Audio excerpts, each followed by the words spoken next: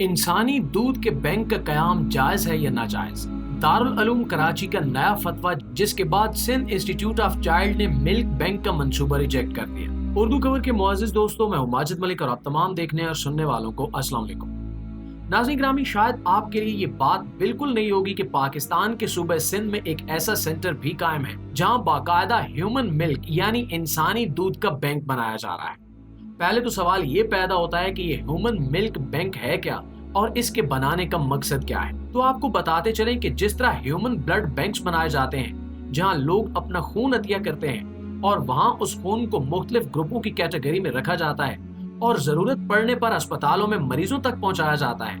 بالکل اسی طرح دنیا بھر میں خاص طور پر مغربی ممالک میں یہ ملک بینک چائلڈ ہاسپٹلز کے ساتھ کام کرتے ہیں جہاں خواتین کا ملک سٹور کیا جاتا ہے، جو چائلڈ ہاسپٹلز یا نرسریز میں بوقت ضرورت بھجوایا جاتا ہے۔ اس میں کئی طرح کے کیسز آتے ہیں، جیسا کہ پیدائش کے وقت بچے کی ماں کا انتقال ہو جانا،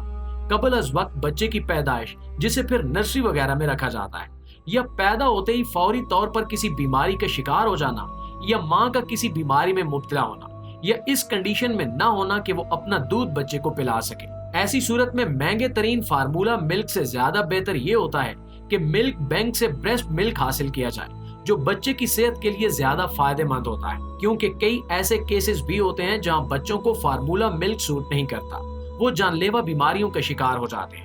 لہٰذا ایسے ہی کئی طرح کے کیسز سے نمٹنے کے لیے پاکستان میں بھی انٹرنیشنل ادارے یونیسیف کے تعاون سے پہلی مرتبہ Sindh institute of child health and neonatology میں اسی ماہ کے شروع میں ہیومن ملک بینک کا قیام عمل میں لایا جا رہا تھا، لیکن حال ہی میں خبر آئی ہے کہ اس ہیومن ملک بینک کو دارالعلوم کراچی کے جاری کردہ ایک نئے فتوے کے بعد معطل کر دیا گیا ہے، جبکہ اس ملک بینک کا قیام عمل میں لانے سے پہلے اسلامی نظریاتی کونسل سے فتویٰ لیا گیا تھا، جہاں انہوں نے اس کے قیام کی منظوری بھی دے دی تھی۔ لیکن اب اس سارے معاملے پر نظر ثانی کرتے ہوئے 16 جون 2024 کو Sindh institute of child health and neonatology نے ممتاز علماء اور مدارس کے حالیہ مذہبی احکام کا حوالہ دیتے ہوئے ملک بینک کے اقدام کو روکنے کا اعلان کر دیا ہے۔ سندھ انسٹیٹیوٹ کی طرف سے بتایا گیا ہے کہ یہ فتویٰ اس بات کو یقینی بنانے کے لیے اہم تھا کہ ہماری کوششیں اسلامی تعلیمات کے ساتھ ہم آہنگ ہیں، یعنی انہوں نے اس ہیومن ملک بینک کو قائم کرنے سے پہلے اسلامی نظریاتی کونسل اور دارالعلوم کراچی سے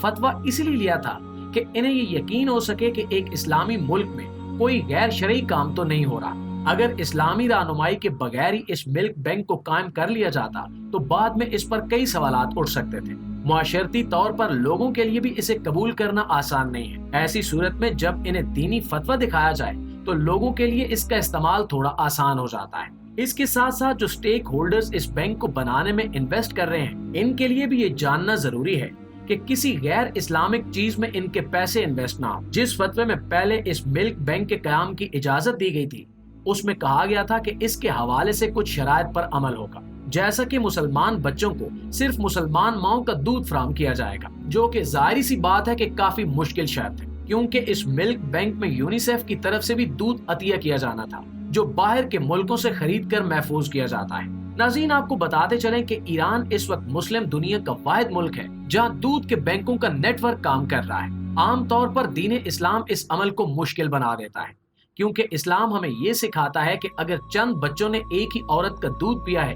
جبکہ وہ آپس میں سگے بہن بھائی نہیں ہیں تو وہ ایک دوسرے کے رضاعی بہن بھائی کہلاتے ہیں۔ ان کی شادیاں بھی آپس میں جائز نہیں ہیں، لہٰذا ملک بینک سے دودھ حاصل کر کے پلانے سے اس بچے کے بارے میں کسی کو کچھ علم نہیں کہ اس کی رضاعی ماں کون ہے یا اس کے رضاعی بہن بھائی کون ہے۔ چونکہ اس طرح کے ملک بینکس میں دودھ عطیہ کرنے والی خواتین عام طور پر گمنام ہوتی ہیں اور یہ عطیات اکثر اکٹھے سٹور کیے گئے ہوتے ہیں، اس لیے زیادہ تر مسلم دنیا میں اس عمل کو مسترد کیا جاتا ہے۔ ناظرین، Sindh institute of child health کا کہنا تھا کہ ہیومن ملک بینک دارالعلوم کراچی سے فتویٰ طلب کرنے اور حاصل کرنے کے بعد قائم کیا گیا تھا، جس کی وجہ سے انہوں نے پروسیس آگے بڑھایا،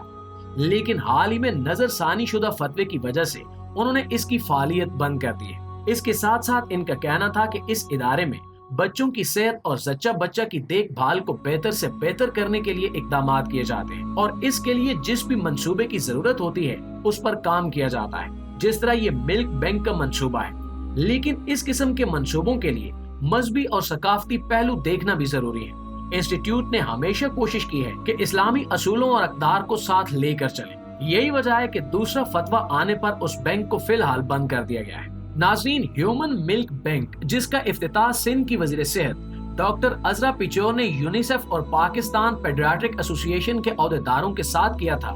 इसके बारे में कहा जा रहा था कि ये पाकिस्तान की अपनी नौयत की पहली शरीयत के मुताबिक सहूलत थी। इसे कबल अज वक्त पैदा होने वाले बच्चों को माँ का दूध फराहम करने के लिए डिजाइन किया गया था, जिनमें ज़चगी की मुनासिब ग़िज़ाइयत की कमी होती है। इंस्टीट्यूट के सरबराह ने दूध के बैंक की अहम जरूरत पर जोर देते हुए वजाहत की थी कि 34 हफ्तों से पहले पैदा होने वाले बच्चों के लिए माँ का दूध बहुत जरूरी है, क्योंकि ये बच्चे अक्सर बहुत कमजोर होते हैं और बहुत सी माओं के दूध की फराहमी नाकाफी होती है। हमारा मकसद उन कमजोर बच्चों की जान बचाना था, लेकिन इस सिलसिले में दारुल उलूम कराची के उलमा ने कई बातों को मद्देनजर रखते हुए इस मिल्क बैंक के क़याम को नाजायज करार दिया है। उलमा का कहना है कि एक मुसलमान बच्चे को गैर मुस्लिम खातून का दूध न पिलाया जाए, जिसकी पाबंदी रखना इस तरह के मिल्क बैंक्स के लिए मुमकिन नहीं है, क्योंकि ये बहुत बड़े पैमाने पर कायम किए जाते हैं। दूसरी तरफ इन उलमा की इस शर्त के जवाब में कुछ तजिया निगारों का ये भी कहना है कि इस्लाम में इस चीज की कोई पाबंदी नहीं है, जैसा कि नबी अकरम सल्लल्लाहु अलैहि वसल्लम ने खुद भी एक ऐसी खातून का दूध पिया है जो उस वक्त मुसलमान नहीं थी और बहुत बाद में इस्लाम लाई थी, जबकि कुछ रिवायात कहती हैं कि उन्होंने इस्लाम कबूल किया ही नहीं था। दीन इस्लाम के फैलने के बाद भी अरब में ये रिवायत मौजूद रही थी कि बच्चों को रज़ात के लिए दूसरी औरतों के पास भेजा जाता था, लेकिन आप सल्लल्लाहु अलैहि वसल्लम ने कभी ऐसा हुक्म नहीं दिया कि सिर्फ मुसलमान औरत से दूध पिलवाया जाए। कुरान ने भी दूसरी खवातीन से दूध पिलवाने की इजाजत दी है, लेकिन ये पाबंदी नहीं लगाई। तो क्या मिल्क बैंक पर ये पाबंदी लगाना दुरुस्त होगा या नहीं? फतवे में ये भी कहा गया है कि औरत अपना दूध डोनेट कर सकती है, लेकिन फरोख्त करना जायज नहीं है। इसमें भी अगर दौरे जहलियत और फिर दौरे रिसालत के हालात पर गौर किया जाए तो पता चलता है कि जो औरतें दूध पिलाती थी उन्हें बाकायदा कीमत अदा की जाती थी। तो क्या ये दूध बेचना शुमार नहीं होगा? जब दौरे रिसालत और इसके बाद तक भी बाकायदा पैसे देकर बच्चों को दूध पिलाना जारी रहा, तो अब पैसे देकर मिल्क बैंक से दूध खरीदना नाजायज कैसे हो सकता है?